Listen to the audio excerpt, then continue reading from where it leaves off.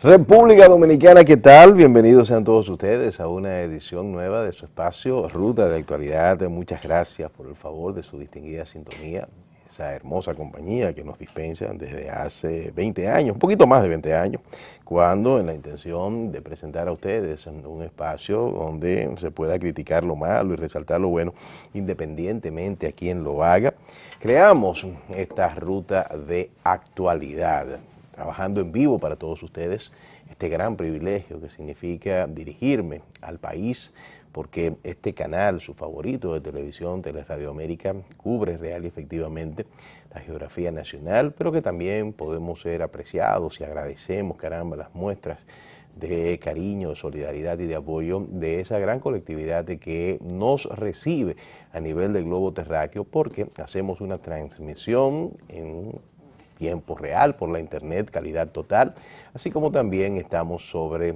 la señal del satélite.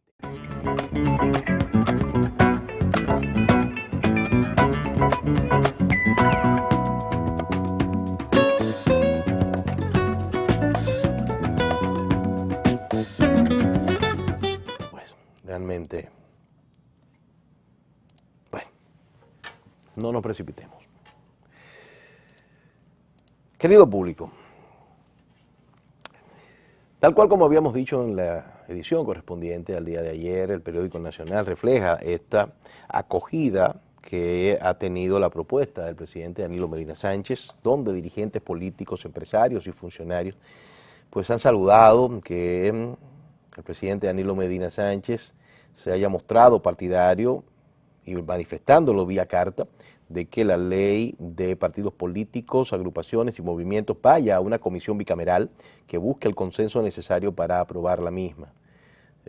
Diferentes líderes de los partidos del sistema dominicano, empezando por uno de los protagonistas en todo lo que ha sido la discusión, el presidente del oficialista Partido de la Liberación Dominicana, Leonel Fernández, así como también el vicepresidente del PRM, Orlando Jorge Mera, el secretario general del Partido Reformista Social Cristiano, Rogelio Genao, también de otras fuerzas políticas, y Miguel Vargas Maldonado, presidente del PRD, manifestaron que la propuesta del mandatario abre el camino hacia el diálogo y a la concertación de las fuerzas que están representadas en el Congreso Nacional.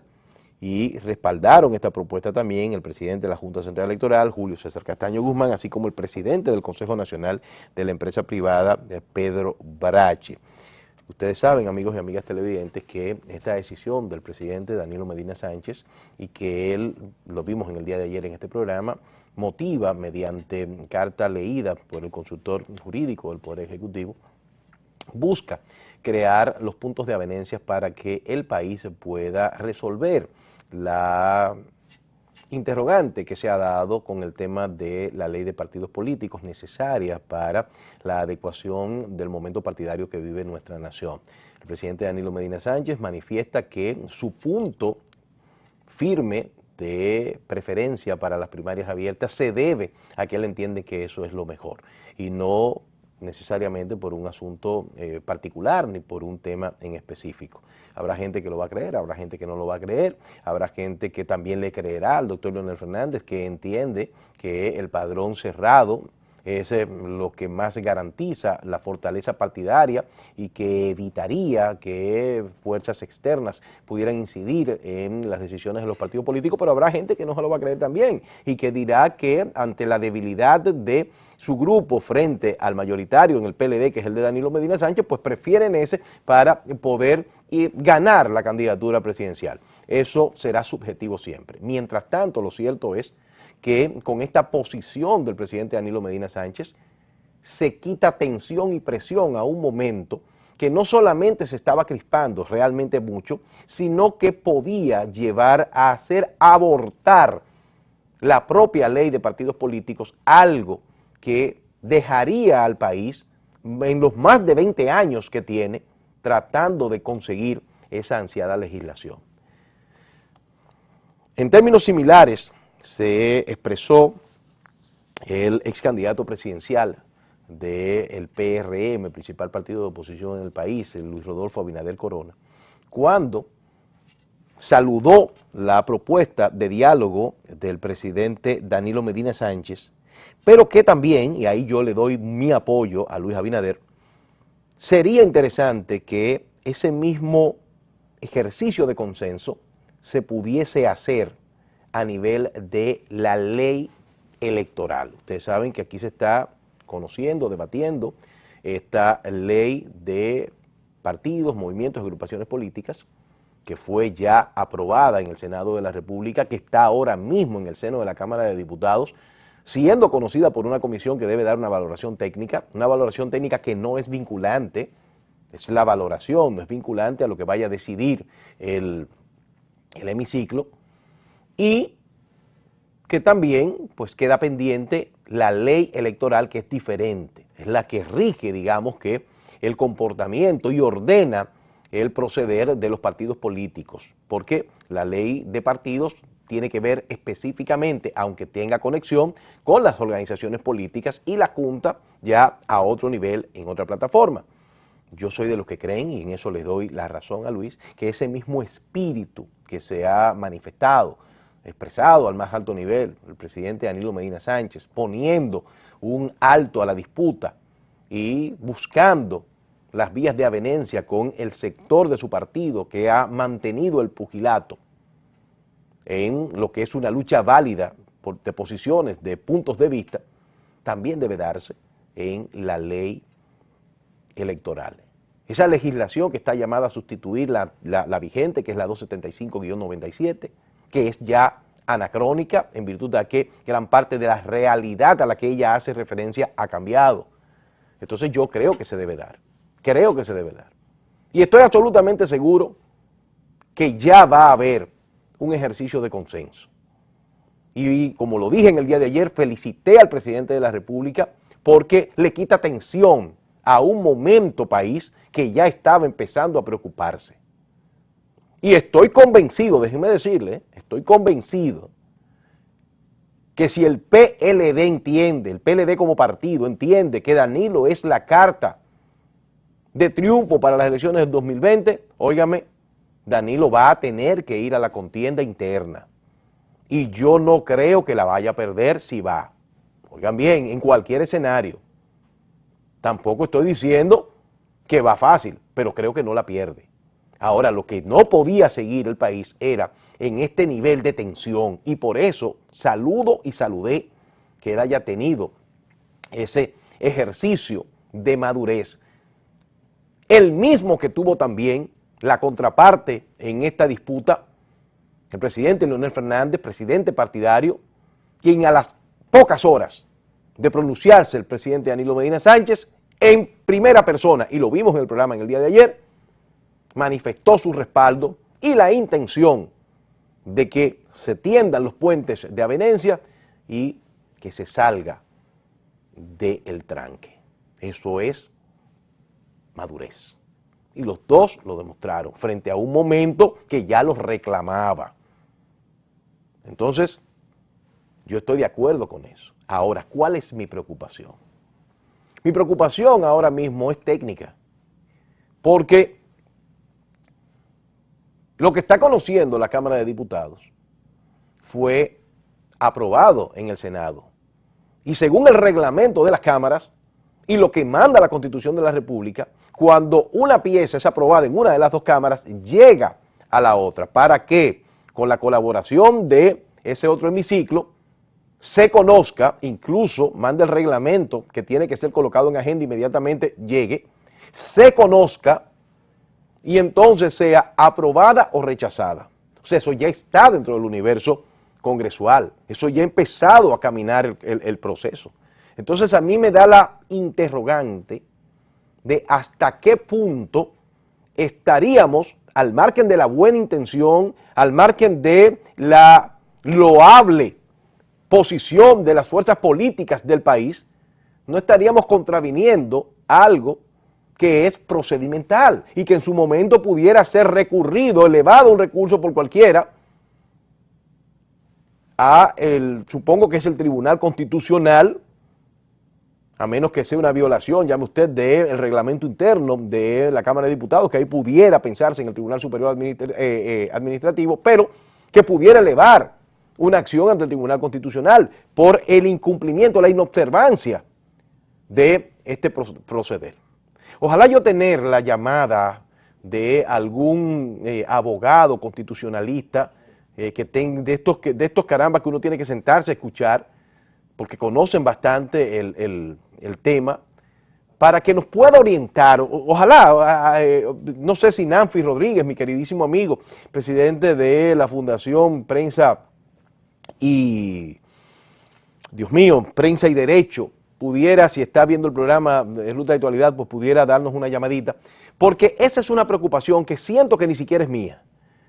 O sea, perfecto, se dio ya la voluntad de salida, la voluntad política para llegar a un entendimiento, pero estamos ante una ley que ya fue conocida en el Senado, que fue aprobada en esa Cámara, que ya está en la Cámara de Diputados, que ya está caminando el proceso, que está incluso en una comisión. Entonces uno dice, pero bueno, esto no tendría que necesariamente caminar el procedimiento, es decir, que si usted sabe que si no es aprobada o se le hace una modificación, tiene que volver al Senado, o sea, o se puede simplemente dejar. ¿Tenemos la línea telefónica, Nanfi? Pero confirmado, lo tenemos en la línea telefónica. Bueno, pues caramba, qué bien. Agradezco, como siempre, el carácter solícito de mi distinguido amigo, es intelectual del derecho, catedrático universitario y presidente de la Fundación Prensa y Derecho, el doctor Nanfi Rodríguez, y dándole la más cordial bienvenida, agradeciendo de verdad su gentileza. Me permito preguntarle si técnicamente, técnica o procedimentalmente, ¿es factible ejecutar lo que plantea el presidente Danilo Medina de esa petición que le hace a el Congreso Nacional, aún respetando el fuero del otro poder del Estado? ¿No contraviene esto, doctor Nanfi, con lo establecido procedimentalmente hablando? ¿Es factible? Muy buenas noches. Muchas gracias, César. Agradezco tus consideraciones personales y merecidas, y sé que son el producto y el fruto de la larga amistad que hemos preservado ya cuando las nieves del tiempo empiezan a poblar nuestras sienes. Mira, sobre este tema, ciertamente no hay ninguna previsión, digamos, ni en la Constitución de la República, ni en los reglamentos de la Cámara de Diputados, que establezcan una situación como la que la que ha sugerido el presidente de la República. Sin embargo, cuando uno estudia el reglamento de la Cámara de Diputados y el procedimiento parlamentario preceptivo que se produce cuando una Cámara aprueba o cambia las modificaciones que ha hecho otra Cámara, se da cuenta que tampoco hay ninguna prohibición. Aquí lo importante es que la clase política ha manifestado una voluntad expresa de llegar a un consenso sobre un tema que ha sustraído la atención de la opinión pública del país durante más de un año. Y creo que lo relevante, lo realmente relevante es que los legisladores que no tienen ningún impedimento para consensuar, para llegar a un acuerdo por una razón, César. El informe de la comisión no es un informe vinculante para el Pleno, es un informe de carácter técnico que perfectamente el Pleno de cualquiera de las dos cámaras puede desechar. Lo que sí es vinculante es el procedimiento parlamentario que establece la Constitución en su artículo 99, eso sí hay que observarlo. Respecto del envío de una cámara a otra y respecto de las devoluciones y el efecto que puede producir cuando esas devoluciones se repiten. Yo pienso que si no hay una previsión expresa sobre este tema de cuando un proyecto sale de una cámara, la posibilidad de que la otra cámara colabore con la Cámara apoderada para opinar el proyecto. Si no hay ninguna previsión, tampoco hay ninguna prohibición. Y el artículo 40.15 de la Constitución de la República establece que no se puede prohibir, impedir lo que la Constitución no prohíbe. Es decir, que de lo que se trata es de crear las vías, los canales de comunicación para que la clase política se pueda desembarazar de un proyecto que ha generado tanta conflictividad en la sociedad dominicana. Estoy completamente de acuerdo, pero mi productora del productor, la encantadora y profunda, o sea, porque realmente es muy pensante, Chefi, nos presenta una posición interesante. Dice, bueno, y si alguien después de lograrse la salida, la anhelada salida, el ejercicio de madurez, entendiera que no se agotaron las rigurosidades procedimentales, ¿cuál sería la instancia donde reclamarían de alguna u otra manera? ¿Cuál sería, Nanfi?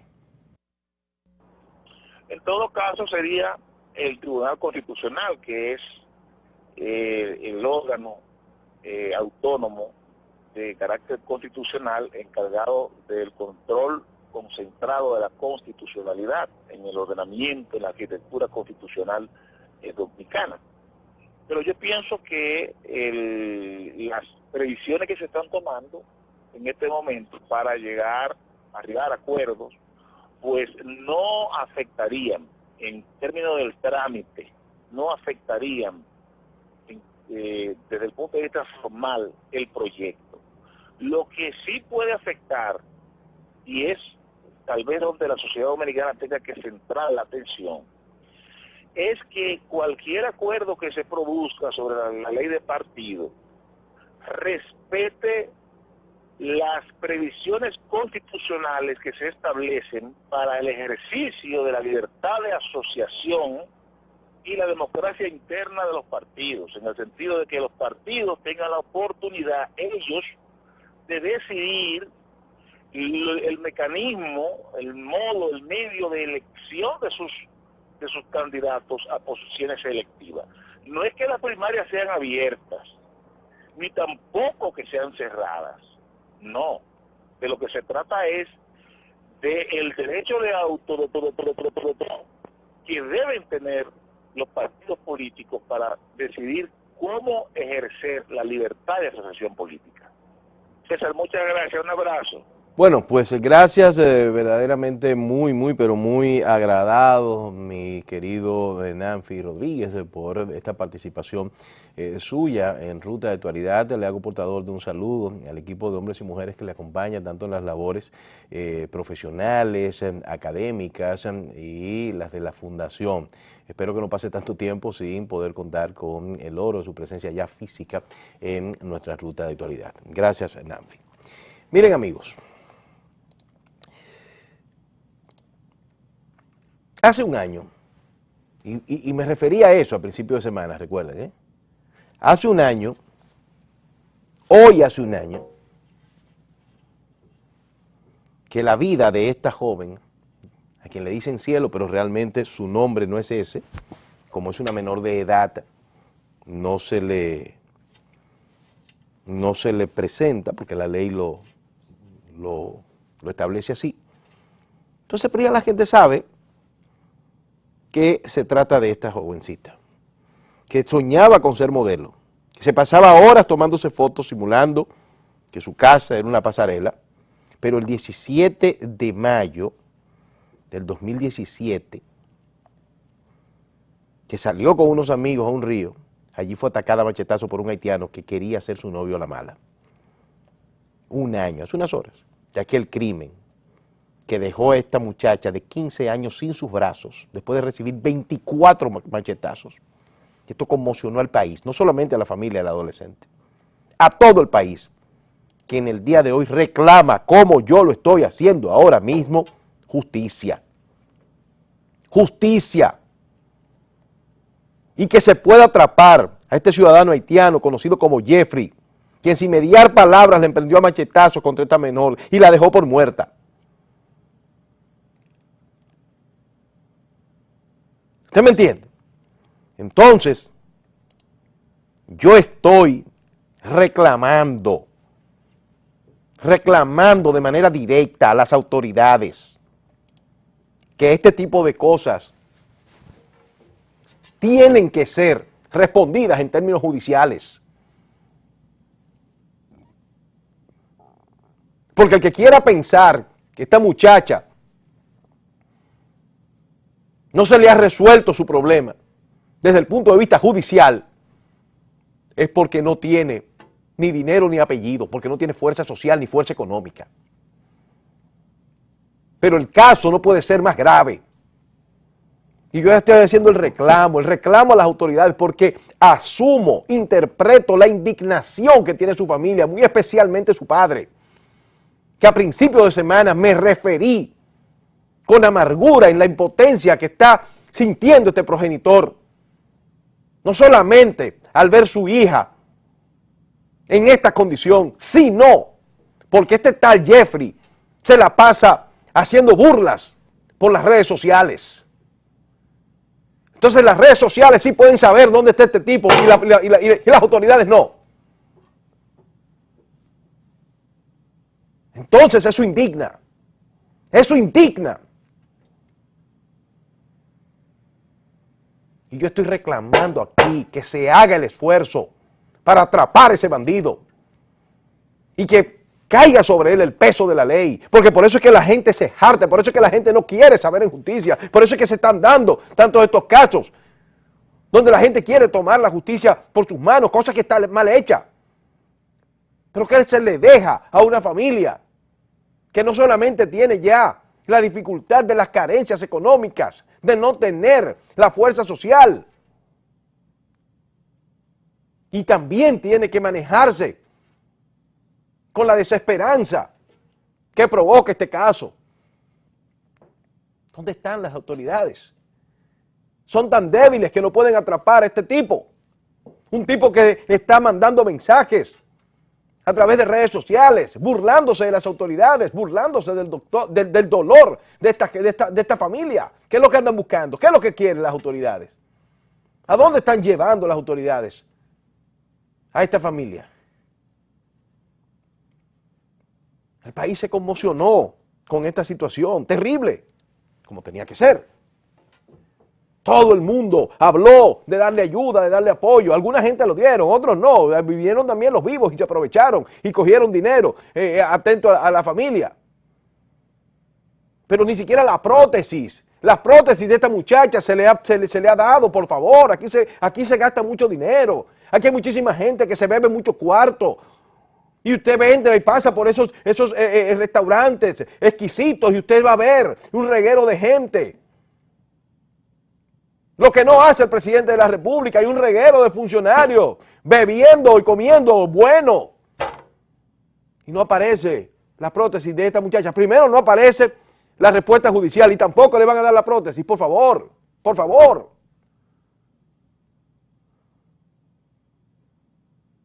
Así no se puede. Así es más difícil, ¿eh? Óigame, así es más difícil. Y a mí me duele este tipo de cosas. De verdad me duele, porque eso es de impotencia. Y eso muestra la vulnerabilidad de una sociedad ante casos así. Oh, Dios mío.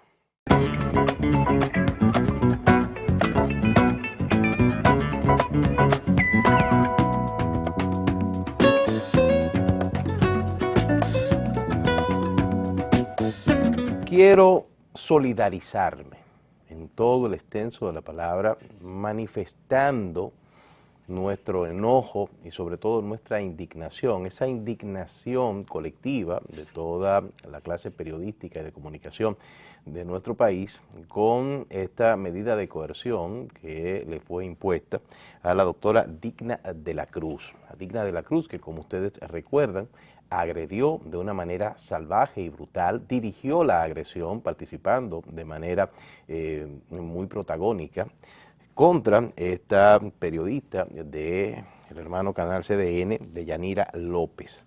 Pero aparte de considerar la medida de coerción, luego que la comunicadora presentara cargos contra ella, que la consideramos muy benigna, pues está el hecho de que ella no solamente está libre, sino que se ha dedicado a burlarse de la comunicadora.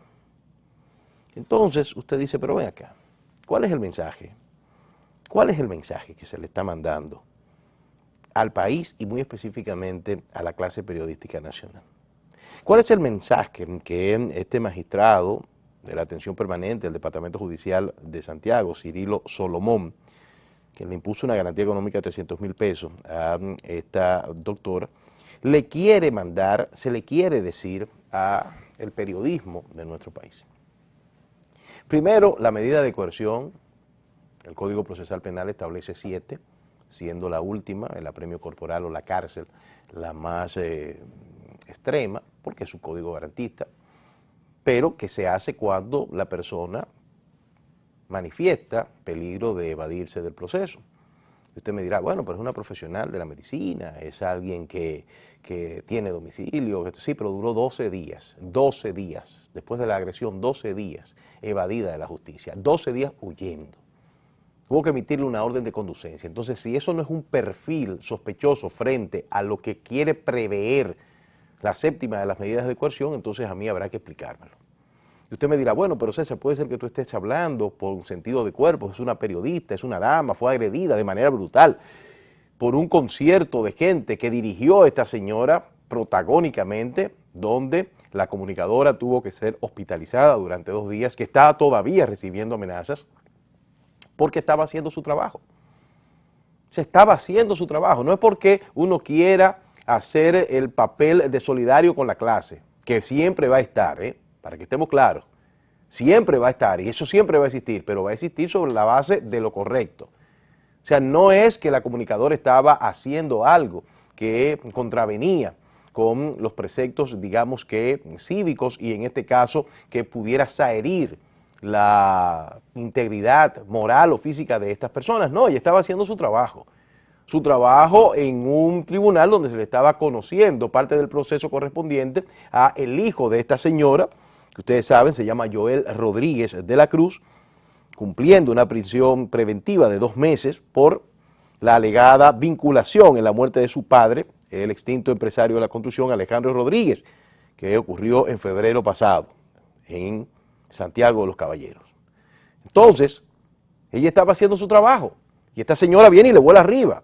Y luego la novia del imputado también, y le dan una golpiza. Entonces resulta que este magistrado, 12 días después, le impone una coerción de garantía económica, que para los que no manejan el protocolo judicial, no es que tuvo que buscar ni que tiene que buscar 300,000 pesos, no, es el equivalente, porque es una fianza de seguro, es una compañía de seguro donde se establece un porcentaje y no son esos 300,000 pesos ni se acercan. Y esa señora hoy está libre, y no tiene ni siquiera el comportamiento, si se quiere, mesurado, de guardar las formas, de guardar la apariencia, y lo que está es burlándose, como queda evidenciado ahí cuando se la iban llevando del tribunal, burlándose de todo el mundo, burlándose incluso de la agredida, y repito, mandando un mensaje preocupante, extremadamente preocupante, a la sociedad, de una justicia que necesita reivindicarse en muchos aspectos frente a la misma, pero también a la clase periodística. ¿Qué le está queriendo decir? O sea, ¿cuál era el mensaje que se quería mandar? Que a un periodista en ejercicio que está haciendo su trabajo se le puede entrar a golpes y todo va a quedar igual, y que la persona entonces se le va a poner una garantía económica y que va entonces a sacarle la lengua. ¿Qué es lo que se quiere? Señores, espérense, así no se puede. Y no es que uno sea abanderado de la violencia ni nada por el estilo, pero si es así, entonces yo entiendo que no se están dadas las garantías para el ejercicio de comunicación que está incluso consignado como derecho sus particularidades como derecho de quinta generación en la propia Constitución de la República. Yo desde aquí le estoy dando toda mi solidaridad, la solidaridad primero como clase y luego la solidaridad como ciudadano, a la periodista Deyanira López, y rechazo y condeno en todo el sentido de la palabra esta medida de coerción que se le impuso a esta señora, y más aún condeno la actitud que ha tenido ella luego de haber hecho este abuso de dirigir una turba en medio de un tribunal contra una comunicadora que lo que estaba haciendo era su trabajo. Entonces, eso no solamente que está mal, sino que no puede volver a suceder. Y yo lamento que este tipo de cosas pasen. Lamento que este tipo de cosas pasen. Porque el comunicador hace su trabajo, y su trabajo es investigar, preguntar, dentro de los protocolos que establece el ejercicio, para llevar la información. Eso no es un delito, y con eso no se le hace daño a nadie. Lo que pasa es que la gente cree... Déjame dejarme callado.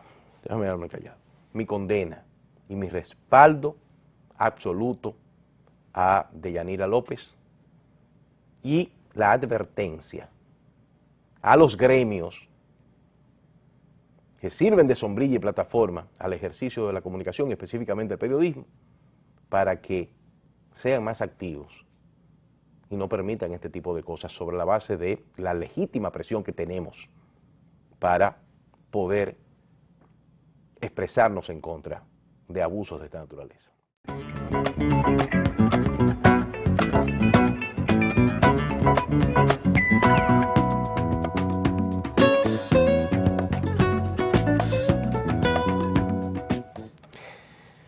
Amigos míos, queremos saludar en todo el extenso de la palabra esta visita sorpresa del señor presidente de la República, la número 206.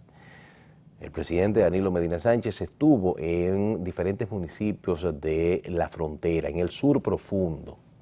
Allí realizó un recorrido, prometió buscar solución a los problemas que afectan a estas comunidades visitadas, que fueron algunas de ellas Macasías, Comendador.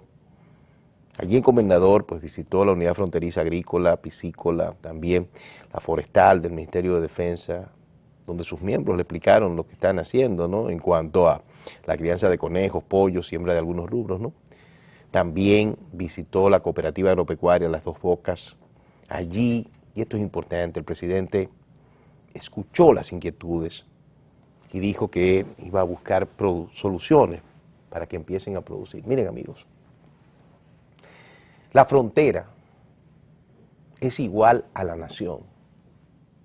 Es igual a la nación porque la frontera es por donde empieza la patria. ¿Por qué empieza la patria? Porque nosotros tenemos una nación con la que compartimos la isla. Entonces ese territorio, esa franja fronteriza, esas provincias que están en todo lo que es el trayecto, me refiero a Dajabón, Elías Piñas, Pedernales, Montecristi, ¿usted me comprende? Jimaní.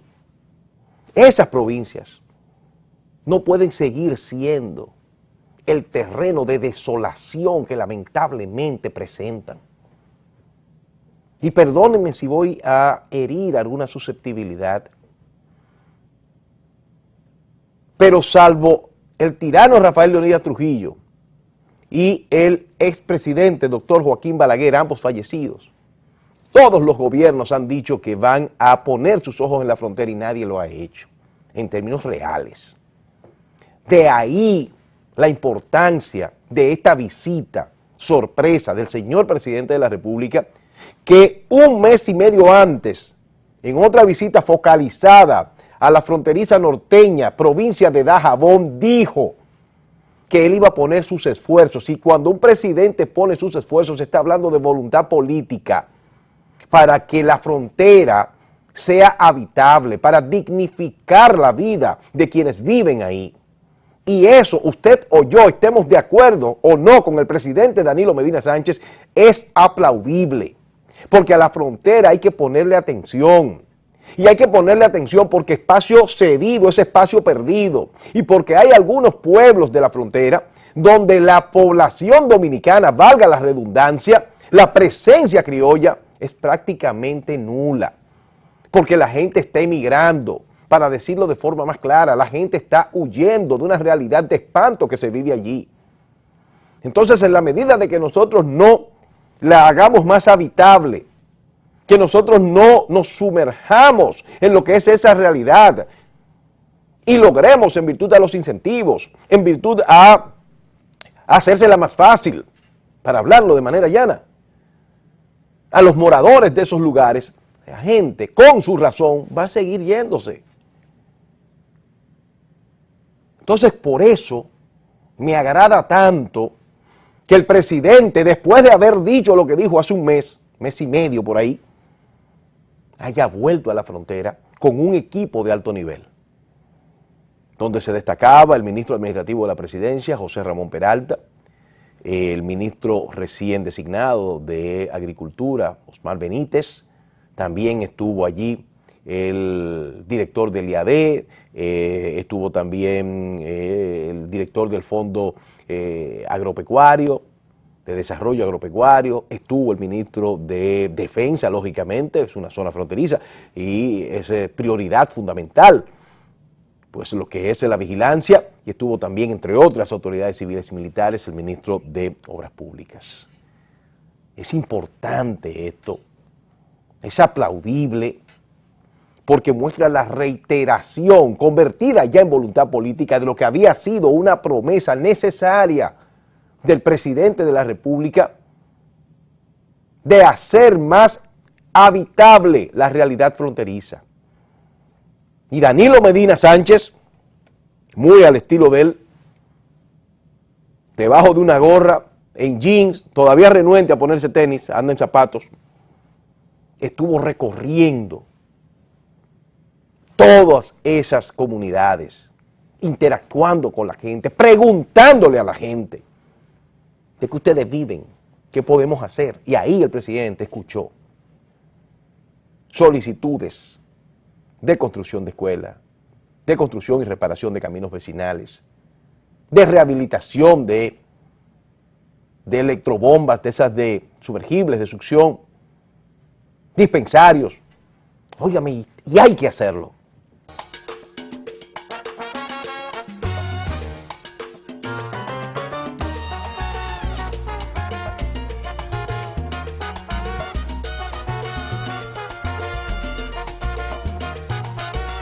¿No hay algún proyecto que se pueda desarrollar aquí para ayudarlo a ustedes a producir?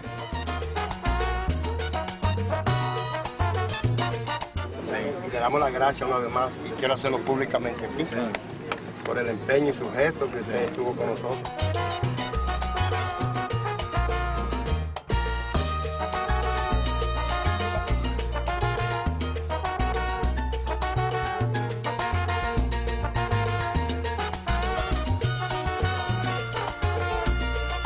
Uno de los mejores presidentes que tiene el mundo es Danilo Medina. 100 años partiendo buses teníamos de Matallaya a Pedro Santana. Gracias a Danilo que nos hizo la carretera.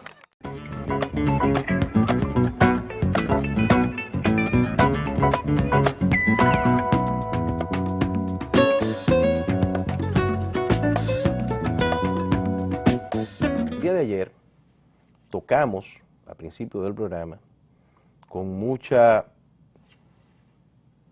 cautela, con un nivel de cuidado, una información que ya conocíamos desde hace mucho, que fue expuesta por nuestra distinguida y especial amiga, destacadísima comunicadora, María Elena Núñez, en el programa El Sol de la Mañana, acerca de un funcionario gubernamental que está involucrado, según la acusación, en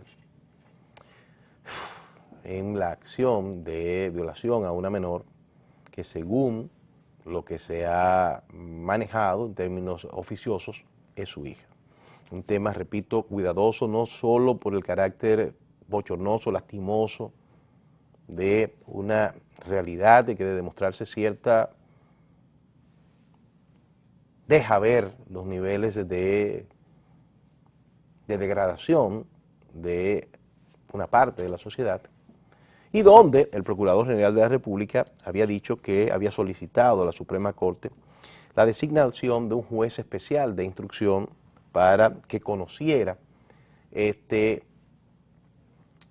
proceso, esta acusación, ¿no? Que diera los pasos procesales. Eso lo había dicho el procurador Jan Rodríguez, que nosotros tocamos ese tema en el día de ayer, cuando solicitó a la Suprema Corte de Justicia la designación de este juez especial de la instrucción, toda vez que la persona que estaba siendo investigado tenía la condición que aplica para jurisdicción privilegiada. ¿Qué es la jurisdicción privilegiada? Es ese privilegio de jurisdicción que tienen algunos funcionarios como presidente de la República, vicepresidente de la República, secretarios, hoy llamados ministros de Estado, también diputados y senadores, alcaldes, pues tienen ese privilegio de jurisdicción junto a los miembros del cuerpo diplomático acreditado en el país y los embajadores que estén representando, que estén encabezando misiones en el exterior. Eso dice la Constitución de la República en cuanto a lo que es el privilegio de jurisdicción.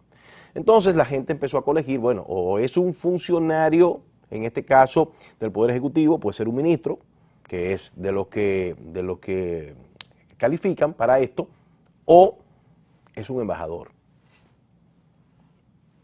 El procurador ha querido ser lo más cuidadoso posible y es comprensible, pero es un tema que se va a airear en los próximos días tan pronto se conozca la identidad de la persona que va a ser sometida, en este caso, a la justicia.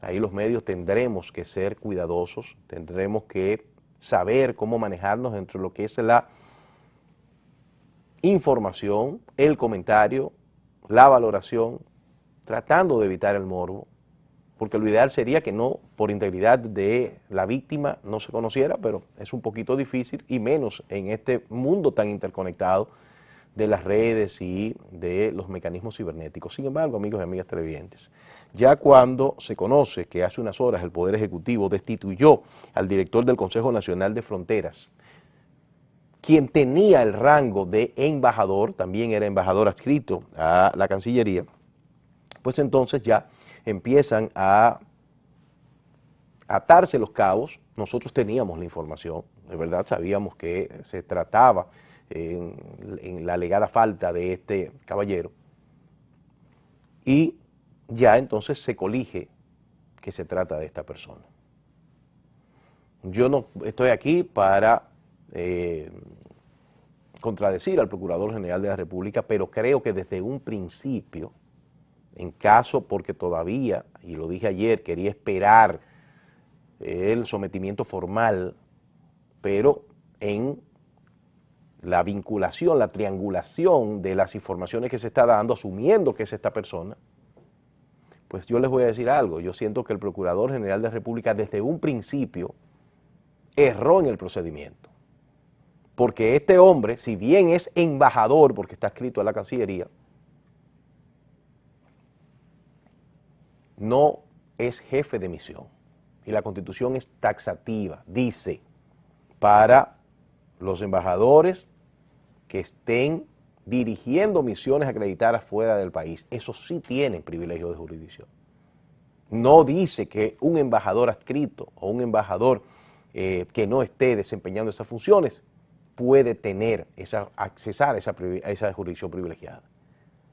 Por tanto, desde un principio, el procurador, entiendo yo, debió haberlo sometido a la justicia a esas personas, a menos que fuese un embajador, miembro del cuerpo diplomático de algún país, o al menos que sea un ministro. Pero asumiendo que es esa persona, el procurador debió haberlo sometido. ¿Por qué? Porque ese privilegio de jurisdicción no le aplica técnicamente a él. De la misma manera que después de haber sido destituido,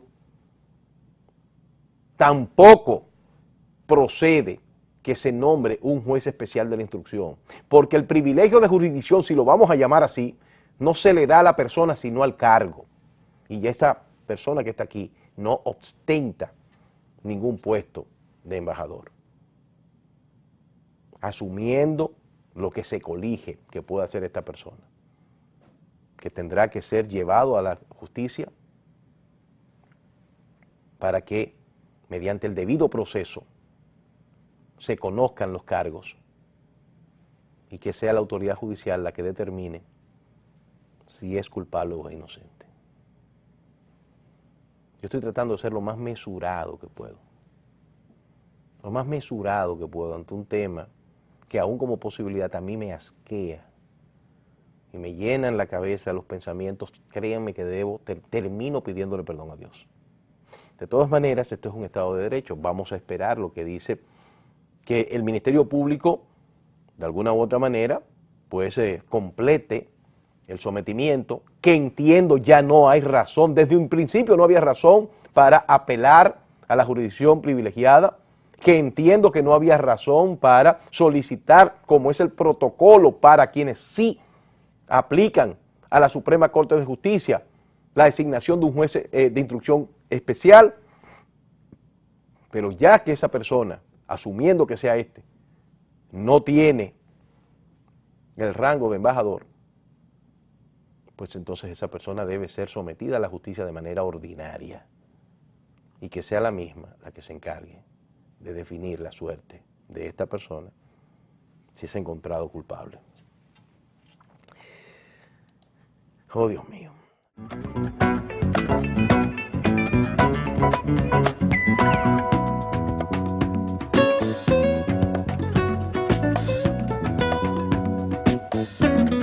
Afortunadamente no todas las noticias son malas y nosotros queremos saludar este inicio de charlas que ha impulsado la Corporación del Acueducto y Alcantarillado de Santo Domingo La CAS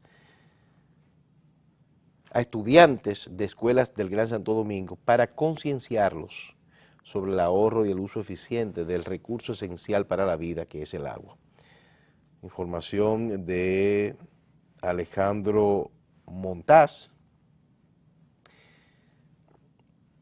director general de la entidad, que informó que el primer turno les tocó a los estudiantes del cuarto año de educación básica de la Escuela Malaquía Sil. Eso está en el Clarete, en el Sánchez Claret del Distrito Nacional, y estuvo a cargo de los facilitadores de la casa, Jorgín Cuevas y Niurka Arias, quienes explicaron a los alumnos que la cantidad de recursos hídricos aprovechables del planeta es relativamente baja, por lo que invitan a los alumnos a convertirse en vigilantes del agua y del buen uso en los hogares. De eso se trata, amigos míos, es de crear conciencia. Es de crear conciencia, que no la tenemos. No la tenemos. Y eso forma parte también de la gerencia. No solamente como se está haciendo adecuadamente, cumpliendo el pasivo, lamentablemente el abandono que se tenía en el Gran Santo Domingo, con una institución, me refiero a la CAS, que está llamada a dar respuestas tanto en agua potable como en alcantarillado, de una ciudad que ha crecido de una forma exorbitante, que ha crecido hacia arriba y donde la demanda del líquido es mayor. No solamente es con la ampliación de los acueductos, la reparación de las bombas, el adecuado manejo al agua, la calidad de la misma, no. También se necesita una concientización o una concienciación, que es el término adecuado, para que la gente sepa cómo administrar, cuidar y valorar adecuadamente el líquido. Porque da pena y vergüenza en muchas ocasiones ver cómo las personas actúan de una forma irresponsable ante un recurso natural que, si bien es abundante, puede llegar a ser limitado. Es una toma de conciencia. Y los estudiantes son el vehículo idóneo para que eso se pueda dar. Ustedes me han escuchado en muchas ocasiones solicitar a las autoridades que diseñan la currícula escolar que involucren la materia medioambiental en lo que es la estructura de la educación preuniversitaria, la educación básica. Eso es importantísimo, porque nosotros necesitamos crear la conciencia y que esa conciencia se convierta en ente multiplicador. Por eso yo saludo, yo felicito a la CAS precisamente por esto, porque es prioritario que haya un buen uso en los hogares, que se establezcan alternativas de manejo racional para ahorrar este recurso tan, pero tan importante. Porque como el agua es vida, tenemos que tratar de conservarla, porque es la vida que se nos está perdiendo cada vez que nosotros derramamos el agua y no la aprovechamos, como se dijo en esta charla. Enhorabuena, Alejandro, enhorabuena.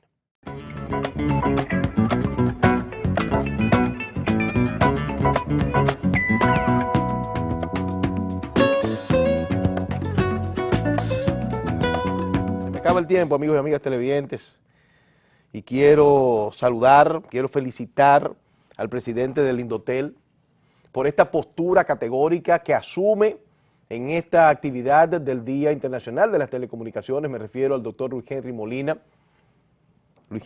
Peña, presidente del Instituto Dominicano de las Telecomunicaciones, quien manifestó que la institución se va a centrar en la defensa de los derechos de los usuarios y eso vale todo.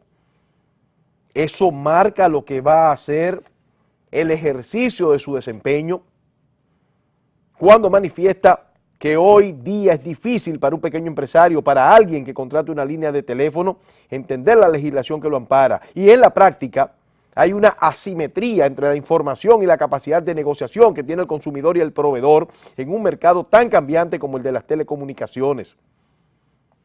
Y él tiene toda la razón. Y por eso se está trabajando en un proceso de educación a los usuarios. ¿Pero para qué? Para que conozcan sus derechos y para que puedan tener una plataforma, un escenario, una instancia válida donde hacer valer los mismos.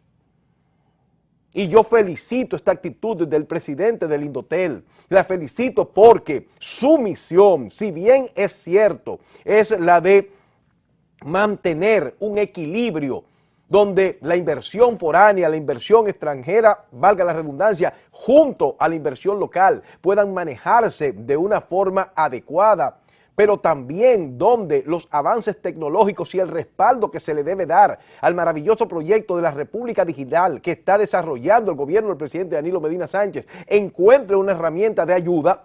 No es menos cierto que lo primero que tiene que hacer el Instituto de las Telecomunicaciones es garantizar que el usuario pueda recibir un buen servicio y también no ser víctima de una lucha desigual, porque ¿contra quién pelea? Entonces yo los felicito. Felicito al Indotel, felicito al presidente del mismo, a Luis Henry Molina. No me sorprende esa actitud en él porque lo conozco y sé que es un hombre comprometido con los mejores intereses de la nación. Que el usuario tenga, como muy bien dice, un sitio donde se pueda simplificar la información, donde también se pueda, como está diciendo, medir y verificar la calidad del servicio y que en un sentido de la palabra sea un respaldo a quienes pagan por tener un servicio de calidad y con garantías, es sencillamente responderle a una población que necesita eso. Yo saludo esta carta de derechos y deberes a los usuarios, que va a poner en operación también una línea telefónica gratuita, que va a permitir a cualquier persona formular, consultar y presentar reclamos en el Indotel sin costo alguno, pero sobre todo con garantías de solución. No coreografías, ¿no? Con garantías de solución. Aplaudo verdaderamente esta actitud del presidente del Indotel, Luis Henry Molina Peña. Hasta aquí mi trabajo del día de hoy, amigos míos. Nos vamos a reencontrar mañana cuando el reloj diga que son las 12 de la noche. Y en ese mismo instante usted y yo vamos a perpetuar esto que hacemos para ustedes, que llamamos la ruta de actualidad, involucrándonos en los temas del presente e intentando criticar lo malo y resaltar lo bueno al tiempo que damos una plataforma para que los invitados e invitadas puedan expresarse de una forma libre y espontánea. Si van a dormir, que tengan felices sueños y si no, sigan con la programación de Teleradio América.